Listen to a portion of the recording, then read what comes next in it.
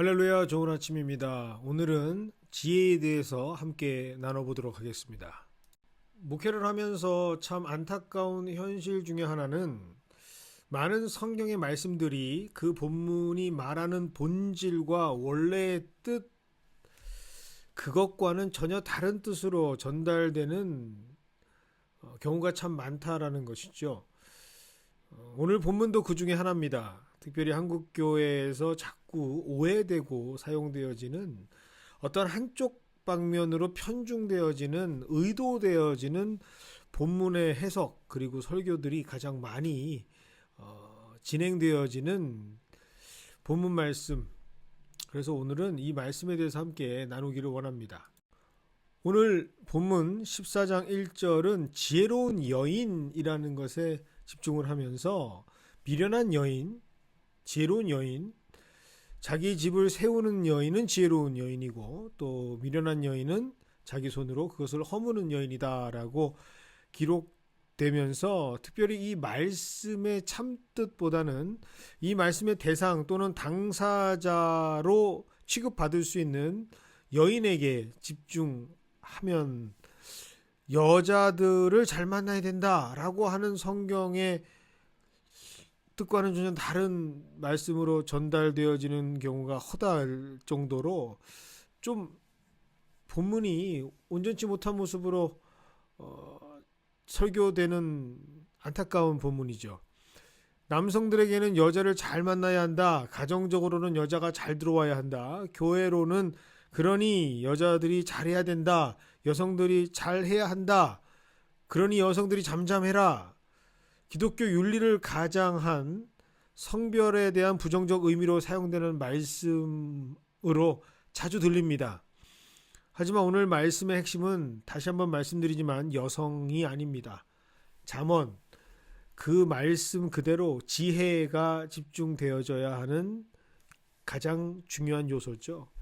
이것을 잘 표현하고 있는 성경들이 그래서 지혜와 여인을 동격으로 해서 기록하고 있습니다.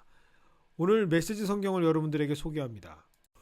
오늘 메시지 말씀 버전으로 보면 지혜의 잠언 14장 1절은 이렇게 기록하고 있습니다. 지혜는 아름다운 집을 세우지만 미련함이 와서 그 집을 철저하게 무너뜨립니다. 즉 성경은 지혜를 알려주기 위한 매개체 또는 비유로 여인을 사용한 것이죠. 마치 한국 가는 방법을 설명하면서 비행기를 타는 것을 예를 드는데 역시 비행기는 좋은 것을 타야 한다라는 방식으로 이해를 한다면 그건 좀 뭔가 잘못된 것 아니겠습니까? 이렇게 결론이 나면 안 되지 않습니까? 즉 지혜는 생명을 불어넣는 힘이 있다라는 말씀이 됩니다. 지혜로운 선생님이 학생을 세우고 지혜로운 지도자가 국민들을 바로 세울 수 있겠죠. 지혜로운 목회자와 리더들이 맡겨주신 공동체를 세울 수 있는 사람들입니다. 결국 지혜는 그 속성이 바로 세우고 함께 세우고 살리는 생명력이 있다라는 말씀을 하고프신 거죠.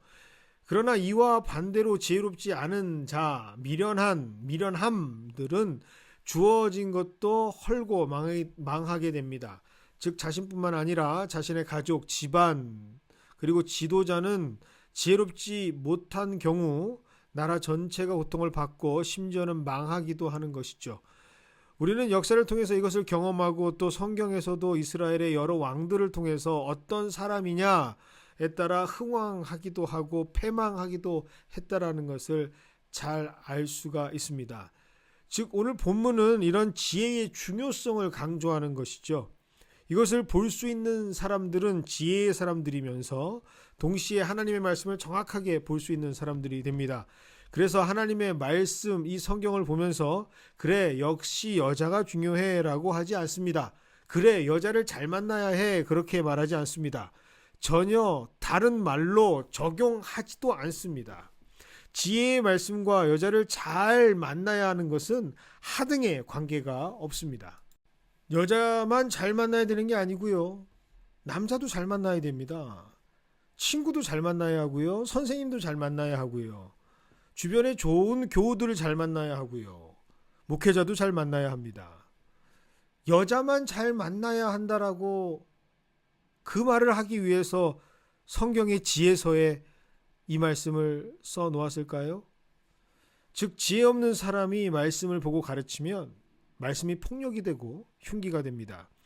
칼이 의사에게는 생명이 살리는 도구가 되지만 강도에게는 생명을 빼앗는 것이 되는 것과 같은 이치입니다. 그러므로 지혜가 있을 때만이 우리는 신앙의 집을 온전히 세울 수가 있는 것이죠.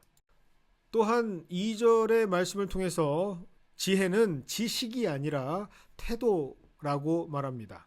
하나님을 어떻게 대하느냐라고 하는 하나님을 향한 영적인 태도, 즉 하나님을 향한 마음가짐이 지혜다라고 정의하고 있습니다.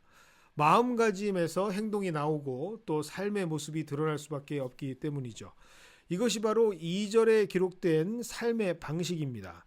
정직하게 행하는 자, 즉 지혜의 자는 여호와를 경외한다라는 말이죠. 여호와를 경외한다라는 것, 그것 많이 들어본 건 아니겠습니까? 하나님을 경외하는 것이 지혜의 근본이라고 잠언 9장 10절이 바로 우리의 뇌리를 스칩니다. 이와 반대로 패역하게 행하는 자, 어리석은 자는 그렇기 때문에, 지혜가 없기 때문에 여호와를 경외하는 것이 아니라 경멸하게 되는 것이죠. 이것이 바로 우리의 마음가짐, 지혜를 갖고 있는 우리의 마음가짐, 태도를 말씀해주고 있습니다. 이 마음가짐은 대인관계, 금전관계에서든 어떤 관계에서든지 얼마나 정직하냐 부정직하냐 하는 모습으로 그 사람이 참된 지혜자인지 그렇지 않은지 삶의 태도를 통해서 나타내 보여주고 있는 것입니다. 그래서 믿음의 공동체 안에 영적인 삶의 자리를 취하는 우리가 참 저런 것이 그리스도인이야, 이런 것이 참된 신앙이냐 라고 하는 방식은 하나님 앞에서의 영적인 태도를 말씀하시는 것이죠. 정직과 부정직은 하나님을 향한 경건과 불경건의 의미다라고 그래서 우리가 말하는 것입니다. 이것을 아는 사람이 바로 지혜자이고 매사에 하나님을 의식하고 하나님을 향해서 살아가는 사람이 됩니다. 그들은 사람의 평가에는 그렇게 열정을 다하지 않지만 항상 정직한 삶을 살아가면서 하나님 앞에서 온전해지려고 노력하는 삶의 태도를 가지고 살아갑니다. 그래서 오늘 이 짧은 본문을 통해서 우리는 참된 지혜를 배우게 되는 것이죠. 이 지혜가 바로 하나님께서 세우시는 나의 삶이 되도록, 이 지혜가 바로 우리 가정을 세울 수 있는 지혜가 될 수 있도록, 그리고 이 지혜가 맡겨주신 교회를 하나님의 온전한 공동체로 세워나갈 수 있는 우리 삶의 태도까지도 결정하고 그 태도에서 기인되고 유추되고 만들어지는 우리 삶의 방향성들과 모든 삶의 결과들까지 하나님께서는 가르쳐 주시고 알려주시기를 원하시는 모습으로 오늘 우리에게 이 지혜를 설명해 주시고 있습니다.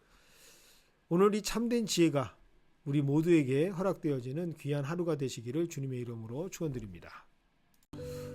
오늘은 우리 교회 리더십들을 위해서 기도하기를 원합니다. 특별히 지난 열린당회를 통해서 이제 우리 교회가 나아가야 할 방향성들을 함께 나누고 또 설정하면서 하나님께 맡겨드리는 귀한 다짐이 있었습니다. 여러분들 우리 리더십들을 위해서 함께 기도해 주시고, 특별히 우리 당회원들 여러분 꼭 위해서 기도해 주시고, 또 목장을 섬기고 계시는 리더십들을 위해서, 또 교사 선생님들, 사역팀장님들, 이제 교회에 많은 일들이 생기고 준비되어지고 또 이루어질 줄 믿습니다. 이를 위해서 또 우리 목회자들 위해서도 함께 기도해 주시기를 바랍니다. 기도하겠습니다. 사랑과 은혜 하나님 아버지, 감사를 드립니다. 하나님께서 귀한 교회를 세워주셔서 정말 이 워싱턴 지역, 버지니아, 또 메릴랜드 많은 지역을 섬길 수 있는 정말 지역적인 이점과 여러 가지 핵심적인 장점을 우리에게 허락하시면서 이 교회를 통해서 하나님께서는 놀라운 일들을 계획하고 계실 줄 믿습니다. 하나님, 이 일들을 감당하기 원하는 귀한 하나님께서 기름을 부으시고 세워주신 많은 우리 직분자들, 이제 직제사역으로 하나님께 나아가는 교회가 되었사오니 하나님 한 분 한 분 주님께서 이끌어 주시옵시고, 하나님께서 그 모든 명철과 지혜를 허락하셔서 이 일들을 잘 감당할 수 있는 귀한 교회의 오피서들이 될 수 있도록 주님께서 인도하여 주시옵소서. 특별히 하나님께서 세우신 장로님들을 통해서 당회가 잘 인도될 수 있도록 주님 그 중심을 주님께서 붙잡아 주시옵시고, 하나님께서 오늘 말씀하신 것처럼 지혜에 지혜를 더하시고 또 삶의 방향성을 만들어낼 수 있는 마음의 태도를 주님께서 분명하게 지혜를 통해서 깨닫게 하여 주셔서 정말 살아가면서 우리가 무엇을 해야 할지, 어떻게 살아야 할지 하나님께 여호와를 경외하는 마음으로 참된 지혜를 얻고 또 그 마음가짐을 가지고 우리의 삶의 태도와 방향성과 그 열매들이 이루어질 수 있도록 주님께서 인도하여 주시옵소서. 특별히 이제 목장이 새로운 이름을 가지고 또 새롭게 진행되는 중에 있습니다. 아직 그것이 변화되어지는 과정 가운데에 과도기를 경험하고 있고 또 준비되고 있사오니 하나님 하나하나 주님께서 개입하여 주시고 면밀하고 세밀하게 하나님께서 개입하여 주셔서 일들을 잘 감당케 하여 주시옵시고, 또 이전에 행하셨던 하나님의 놀라운 역사를 간직하고 또 이것을 잘 발전시키고 확대시킬 수 있는 귀한 우리 사역이 될 수 있도록 주님께서 인도하여 주시옵소서. 하나님, 우리가 다음 세대를 위해서 준비하기를 원합니다. 하나님, 사실 이 다음 세대, 우리랑 다른 세대가 되어서는 안 되지 않겠습니까? 하나님 아버지, 그들의 마음속에서도 우리 하나님께서 주신 그 은혜가 넘쳐나듯이 하나님, 그들에게도 정말 우리가 생각하는 모습과 내용은 다르지만 하나님, 우리가 판단치 않게 하여 주시옵시고 그들의 삶 가운데에 우리와 동일한 은혜가 하나님께서 만져주시고 하나님께서 함께 하시는 그 능력 가운데에 이루어질 수 있도록 주님께서 인도하여 주시옵소서.